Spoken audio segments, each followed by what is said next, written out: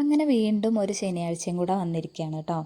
ശനിയും ഞായറും ആവുകയെന്ന് പറഞ്ഞു കഴിഞ്ഞാൽ സത്യത്തിലൊരു സന്തോഷം തന്നെയാണ്. 5 ദിവസത്തോളം വർക്ക് ചെയ്യാൻ പോയിട്ട് പിന്നെ 2 ദിവസം നമുക്ക് ഫ്രീ ആയിട്ട് വീട്ടിലിരിക്കാൻ പറ്റുന്നൊരു സമയം കൂടെയാണല്ലോ. ഫ്രീ ആയിട്ട് ഇരിക്കാൻ പറ്റുമെന്ന് ചോദിച്ചു കഴിഞ്ഞാൽ അങ്ങനെ ഫുള്ളായിട്ട് ഇരിക്കാനൊന്നും പറ്റില്ല. എന്നാലും കുറച്ച് സ്ലോ ആയിട്ട് കാര്യങ്ങളൊക്കെ ചെയ്താൽ മതിയാവും. ഇന്ന് എന്തായാലും എനിക്ക് ക്ലാസ് ഒന്നും ഇല്ലാത്തതുകൊണ്ട് ഫുഡൊന്നും കൊണ്ടുപോകാനില്ല. പക്ഷേ ഗിരിയേട്ടന് പോകണമല്ലോ.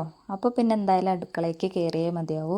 രാവിലെ തന്നെ എണീറ്റപ്പോൾ നല്ല മഴയായിരുന്നു. കുറച്ച് നേരം അതൊക്കെ കണ്ടുകൊണ്ടിരുന്നിട്ട് നേരെ അടുക്കളയ്ക്ക് വന്നിട്ടുണ്ടായിരുന്നു.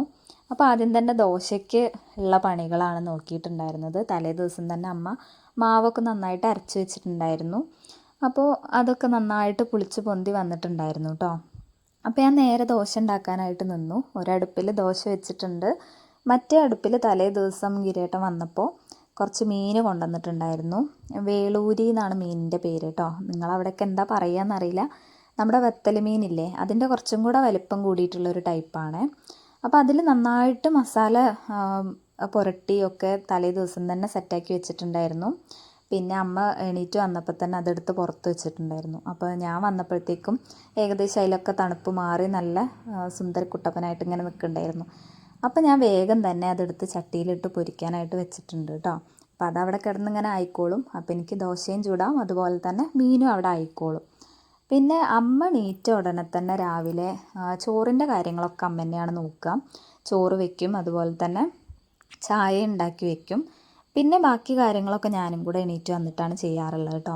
പിന്നെ ചോറ് അടുപ്പത്താണ് വെക്കാറുള്ളത്. അത് പിന്നെ അമ്മ അങ്ങനെ നോക്കിക്കോളും. അരി ഇടലും അത് വേവ് നോക്കലും ഒക്കെ അമ്മ തന്നെയാണ്. അങ്ങനത്തെ ആ ഒരു കാര്യം എനിക്ക് ചിന്തിക്കേണ്ടേ വരാറില്ല.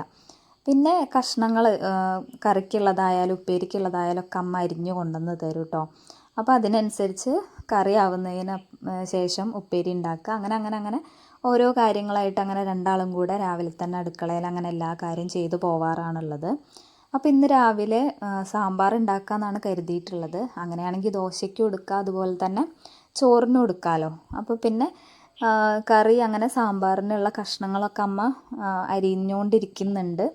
അമ്മ രാവിലെ എണീറ്റ് ഒരു ദോശയൊക്കെ ആയിക്കഴിഞ്ഞാൽ അല്ലെങ്കിൽ കടിയൊക്കെ ആയിക്കഴിഞ്ഞാൽ ഒന്നൊക്കെ എടുത്തിട്ട് ചായയും കൂട്ടി ജസ്റ്റ് ഒന്ന് കഴിക്കും. അത് കഴിച്ച് കഴിഞ്ഞിട്ടാണ് പിന്നെ കറിക്കുള്ള കാര്യങ്ങളൊക്കെ ഒന്ന് അരിഞ്ഞ് ഒക്കെ സെറ്റാക്കുക കേട്ടോ. കാരണം അമ്മയ്ക്ക് ഷുഗറും കാര്യങ്ങളൊക്കെ ഉള്ളതുകൊണ്ട് ഭയങ്കര വിശപ്പാണ്. അപ്പോൾ രാവിലെ അങ്ങനെ എന്തെങ്കിലും ഒന്ന് കഴിച്ച ശേഷം മാത്രമാണ് അമ്മ പിന്നെ ഇങ്ങനെ പണികളൊക്കെ ഇങ്ങനെ ചെയ്തു തുടങ്ങുക. അപ്പോൾ എന്തായാലും അമ്മ കഷ്ണങ്ങളൊക്കെ അരിഞ്ഞ് കൊണ്ടുവന്ന് തന്നിട്ടുണ്ടായിരുന്നു. അതുപോലെ തന്നെ വെണ്ടയ്ക്കയും തക്കാളിയൊക്കെ പിന്നെ ഞാൻ അരിഞ്ഞു വെച്ചു. അപ്പോൾ കഷ്ണങ്ങളൊക്കെ ആയപ്പോൾ പിന്നെ അതൊന്ന് കുക്കറിൽ വെച്ചിട്ടുണ്ട്.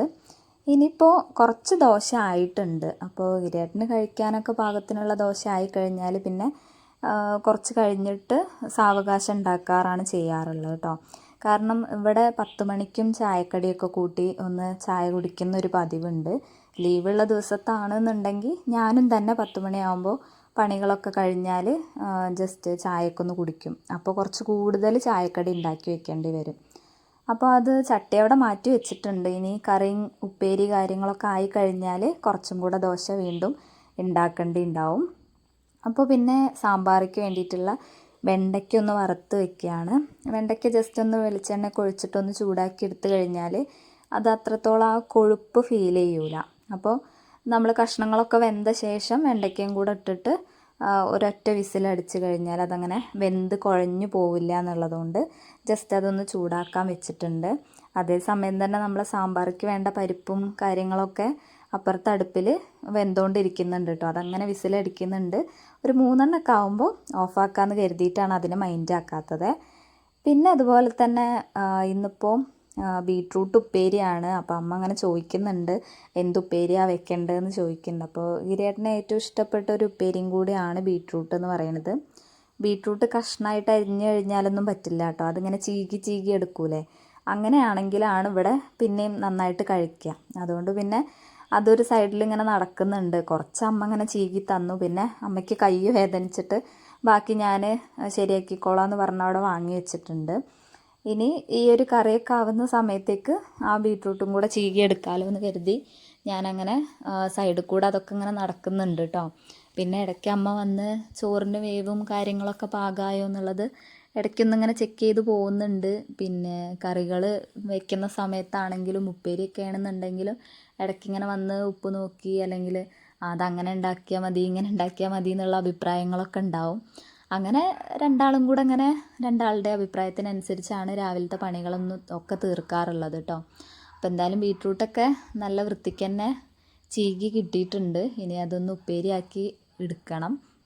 കുറച്ച് ജ്യൂസി ആയിട്ടുള്ള രീതിയിലാണ് ഉപ്പേരികളൊക്കെ വെക്കണത് ഇഷ്ടമുള്ളത്. ഇവിടെ അമ്മ വല്ലാണ്ട് ഉപ്പേരിയൊന്നും കഴിക്കൂല. പിന്നെ അച്ഛനാണെങ്കിലും കഞ്ഞിയൊക്കെ കുടിക്കുകയാണെങ്കിൽ ഉപ്പേരി എടുക്കുന്നുള്ളൂ. അപ്പോൾ ഞങ്ങൾക്ക് 2 പേർക്ക് വേണ്ടിയിട്ട് മാത്രമായിട്ടാണ് രാവിലെ ഉപ്പേരിയൊക്കെ വെക്കാറുള്ളത്. ബീട്രൂട്ട് ആണെന്നുണ്ടെങ്കിൽ പ്രത്യേകിച്ചും ഞങ്ങൾ 2 പേര് മാത്രമേ കഴിക്കുകയുള്ളൂ. അപ്പോൾ ഉപ്പൊക്കെ ഇട്ട് ശേഷം കുറച്ച് വെള്ളം കൂടെ ഒഴിക്കുന്നുണ്ട്. എന്നാലേ അത് കുറച്ചൊന്ന് ജ്യൂസി ആയിട്ട് നിൽക്കുള്ളൂ. വല്ലാണ്ട് ഡ്രൈ ആയി കഴിഞ്ഞാൽ ഗിരിയേട്ടൻ കഴിക്കൂല ഉപ്പേരിയൊന്നും. അപ്പോൾ കുറച്ച് വെള്ളത്തിലിങ്ങനെ വേവിച്ചെടുക്കുകയാണ് ചെയ്യുക. അടച്ച് വെച്ച് ആവിക്ക് വേവിച്ചെടുത്ത് കഴിഞ്ഞാൽ നല്ല ടേസ്റ്റും ആണ്. അതുപോലെ തന്നെ വല്ലാണ്ട് അങ്ങോട്ട് ഡ്രൈ ആയി കട്ടിയായി പോവുമൊന്നുമില്ല. അപ്പോൾ ആ ഒരു രീതിയിൽ തന്നെയാണ് ഉണ്ടാക്കാറുള്ളത്. ഞാൻ ആദ്യമൊന്നും ഈ ബീട്രൂട്ട് ക്യാരറ്റ് പോലത്തെ ഉപ്പേരികളൊന്നും കഴിച്ചിരുന്ന ഒരു വ്യക്തിയേ അല്ല. കാരണം അതിങ്ങനെ ഒരു ചെറിയ മധുരം ഉണ്ടാവുമല്ലോ. അപ്പോൾ ആ മധുരം ഉള്ളത് കൊണ്ട് തന്നെ വല്ലാണ്ട് അത്തരത്തിലുള്ള ഉപ്പേരികളൊന്നും ഇഷ്ടമുണ്ടായിരുന്നില്ല. ക്യാബേജോ അല്ലെങ്കിൽ ബീൻസ്, പയർ അങ്ങനത്തെ ഉപ്പേരികൾ മാത്രമാണ് കഴിച്ചുകൊണ്ടിരുന്നത്. അതാണെന്നുണ്ടെങ്കിലും വളരെ ക്വാണ്ടിറ്റി കുറച്ച് മാത്രമേ ഞാൻ പച്ചക്കറികളൊക്കെ കഴിച്ചുകൊണ്ടിരുന്നേന്നുള്ളൂ. ഇപ്പം എന്താണെന്നറിയില്ല, എനിക്ക് എല്ലാ ദിവസവും ചോറിൻ്റെ കൂടെ എന്തെങ്കിലും ഒരു ഉപ്പേരി വേണം എന്നുള്ളത് നിർബന്ധമാണ്. അപ്പോൾ ഒരുപാട് ഉപ്പേരി കഴിക്കണത് എനിക്ക് ഭയങ്കര ഇഷ്ടമാണ്. ചോറിലിങ്ങനെ കുഴച്ച് ചോറിൻ്റെ കൂടെ കുഴച്ച് കഴിക്കണതാണ് ഇഷ്ടമുള്ളത്. ഇനിയിപ്പോൾ കറികൾ വല്ലാണ്ടില്ല എന്നുണ്ടെങ്കിൽ കൂടിയിട്ടും ഉപ്പേരി ഒക്കെ ഉണ്ടെന്നുണ്ടെങ്കിൽ തന്നെ ഞാൻ ചോറ് കഴിക്കും. പിന്നെ ഉച്ചയ്ക്കാണെങ്കിലും രാത്രിയാണെങ്കിലുമൊക്കെ ചോറിൻ്റെ അളവ് വളരെ കുറവാണ്. ഇപ്പോഴത്തെ ഒരു കണ്ടീഷൻ വെച്ചിട്ട് ഞാൻ ഉപ്പേരി കുറച്ച് കൂടുതൽ കൊണ്ടുപോകാറുണ്ട്. ഇപ്പോൾ ഡിപ്പാർട്ട്മെൻറ്റിലാണെന്നുണ്ടെങ്കിൽ ഞങ്ങൾ കുറേ പേരുണ്ട്, ഒരു 10 സ്റ്റാഫിലേറെ കൂടുതലുണ്ട്. അപ്പോൾ ഞങ്ങൾ എല്ലാവരും കൂടെ ഒരുമിച്ചിരുന്നിട്ടാണ് കഴിക്കുക. അപ്പോൾ എല്ലാവർക്കും കൊടുക്കാനും ഒക്കെ ആയിട്ട് തന്നെ ഒരു കറി ഉണ്ടാവും, അതുപോലെ ഒരു ഉപ്പേരി ഉണ്ടാവും. മിക്കവാറും ദിവസങ്ങളിൽ അങ്ങനെ തന്നെയാണ് കൊണ്ടുപോകാറുള്ളത്. അപ്പോൾ ഉപ്പേരിയൊക്കെ കുറച്ച് കൂടുതൽ കൊണ്ടുപോകാറുണ്ട്. ഇനിയിപ്പോൾ എന്തായാലും ഗിരേട്ടൻ്റെ കുപ്പിയിലൊക്കെ വെള്ളം നിറച്ചൊക്കെ വെക്കണം. അപ്പോൾ തലേ ദിവസമൊക്കെ കഴുകി വൃത്തിയാക്കി വെച്ചിട്ടുള്ളതാണ്. എന്നാൽ പോലും ഞാനതൊന്ന് എടുത്തിട്ട് ജസ്റ്റ് ഒന്ന് വാഷ് ചെയ്ത് വെക്കുന്നുണ്ട്. പിന്നെ കുപ്പിയിലാണെന്നുണ്ടെങ്കിലും തലേ ദിവസം നമ്മൾ രാത്രി തന്നെ വെള്ളം ചൂടാക്കിയിട്ട് തണുപ്പിക്കാൻ വെക്കാറാണുള്ളത്. കാരണം പിറ്റേ ദിവസം നമ്മൾ ചൂടുള്ള വെള്ളം ഒഴിച്ച് കഴിഞ്ഞാൽ ഭയങ്കര ബുദ്ധിമുട്ടാണ്. അപ്പം ആറിയെടുക്കാനുള്ളൊരു സമയവും ഉണ്ടാവില്ല. പിന്നെ അതുപോലെ തന്നെ നമുക്ക് ആ സമയത്ത് അത് ആറി അങ്ങനെ ഇരിക്കാനുള്ളൊരു ടൈം ഉണ്ടാവില്ലല്ലോ. അപ്പോൾ തലേ ദിവസം തന്നെ തിളപ്പിച്ച് വെക്കും. കുടുക്കയിൽ തിളപ്പിച്ച് വെക്കുകയാണ് ചെയ്യുക. ചിലപ്പോൾ അതൊരു പാത്രത്തേക്ക് മാറ്റി വെക്കാറുണ്ട്. അപ്പോൾ ഇന്നലെ പാത്രത്തിൽ മാറ്റി വെക്കാനായിട്ട് മറന്നുപോയി. കുറച്ച് വെള്ളം മാത്രമേ അതിലുണ്ടായിരുന്നുള്ളൂ. അപ്പോൾ കുടുക്കയിലുള്ള വെള്ളം കൂടെ അതിലേക്ക് മാറ്റിയിട്ട് കുപ്പിയിലും കൂടെ വെള്ളം എടുക്കുകയാണ് കേട്ടോ. ഗിരേട്ടനൊന്നും എണീറ്റിട്ടില്ല. ഗിരേട്ടനും അച്ഛനൊക്കെ എണീക്കുമ്പോഴേക്ക് കുറച്ചും കൂടെ സമയം കഴിയും. അച്ഛനാണെങ്കിലും കുറച്ച് പതുക്കെ ആയിട്ടാണ് രാവിലെയൊക്കെ എണീറ്റ് വരാറുള്ളത്. അപ്പോൾ അച്ഛൻ എണീറ്റ് വരുമ്പോഴേക്ക് ചായയും കടിയൊക്കെ ആയിട്ടുണ്ടാവും. പിന്നെ അച്ഛൻ്റെ കാര്യങ്ങളൊക്കെ ആയിട്ട് മരുന്ന് കൂടിയും കാര്യങ്ങളൊക്കെ ആയിട്ട് അങ്ങനെ പോവുകയാണ് ചെയ്യുക. പിന്നെ അമ്മ ഇടയ്ക്കിടയ്ക്ക് വന്ന് നോക്കിയിട്ട് ചോറിൻ്റെ വേവ് നോക്കുന്നുണ്ട് കേട്ടോ. വല്ലാണ്ട് വെന്ത് പോയി കഴിഞ്ഞാൽ ഈ അരി ഒന്നിനും പറ്റില്ലേ. കാരണം നമ്മൾ 2 നേരത്തേക്കും കൂടെയാണ് ചോറ് വെക്കാറുള്ളത്. രാത്രിക്കുള്ള ചോറ് നമ്മൾ ചൂടാറാത്തൊരു പാത്രത്തേക്ക് മാറ്റിയിട്ട് വേറെ വെക്കുകയാണ് ചെയ്യാറുള്ളത്.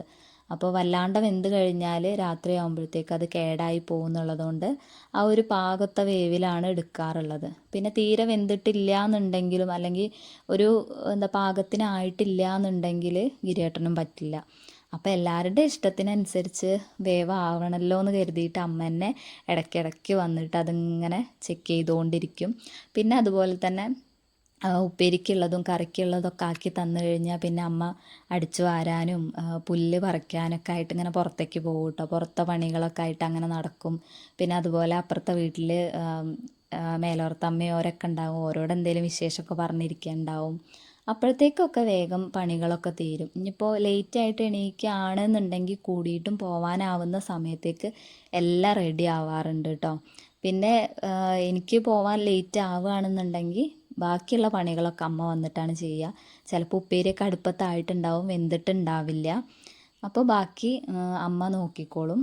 പിന്നെ സാമ്പാർക്ക് കുറച്ച് സാമ്പാർ പൊടി ഇടാമെന്ന് കരുതിയിട്ട് കുറച്ച് ഞാൻ അതിലേക്ക് ഇട്ട് കൊടുക്കുകയാണ് കേട്ടോ. സാധാരണ ഞാൻ ചെറുതായിട്ട് കുറച്ച് വെള്ളത്തിൽ കലക്കിയിട്ടാണ് അതിലേക്ക് ഇട്ട് കൊടുക്കാറുള്ളത്. ഇന്ന് ഞാൻ കുപ്പിയിൽ നിന്ന് തന്നെ നേരിട്ട് അതിലേക്ക് തട്ടി കൊടുക്കുകയാണ് ചെയ്തിട്ടുണ്ടായിരുന്നത്.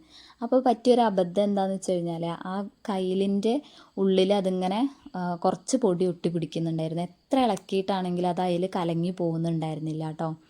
അപ്പം ഞാൻ എന്ത് ചെയ്തു വെച്ചാൽ കുറച്ച് വെള്ളം ആ കയ്യിലാക്കിയിട്ട് അതൊന്ന് ജസ്റ്റ് ഒന്ന് ഇളക്കി കൊടുത്തിട്ട് ആ വെള്ളം കൂടെ ചേർത്ത് ഒന്നും കൂടെ ചൂടാക്കി വെച്ചിട്ടുണ്ട്. അപ്പോൾ എന്തായാലും സാമ്പാറൊക്കെ നല്ല ടേസ്റ്റ് ഉണ്ടായിരുന്നു കേട്ടോ. പിന്നെ തേങ്ങ അരയ്ക്കുന്നൊന്നുമില്ല, തേങ്ങ അരയ്ക്കാതെ നമ്മൾ സാധാരണ നമ്മൾ സ്കൂളിലൊക്കെ ഉണ്ടാവാറില്ലേ ആ ഒരു രീതിക്കാണ് സാമ്പാർ വെച്ചിട്ടുള്ളത് കേട്ടോ. അതായത് തേങ്ങ അരയ്ക്കാത്ത രീതിയിൽ വെച്ചത്. ചില ദിവസങ്ങളിൽ ഇവിടെ വറുത്തരച്ചൊക്കെ വെക്കാറുണ്ട്, രാവിലെ ആണെങ്കിൽ കൂടിയിട്ടും തേങ്ങ വറുത്തരച്ചൊക്കെ ഇവിടെ സാമ്പാറും ഒക്കെ വെക്കാറുണ്ട് കേട്ടോ.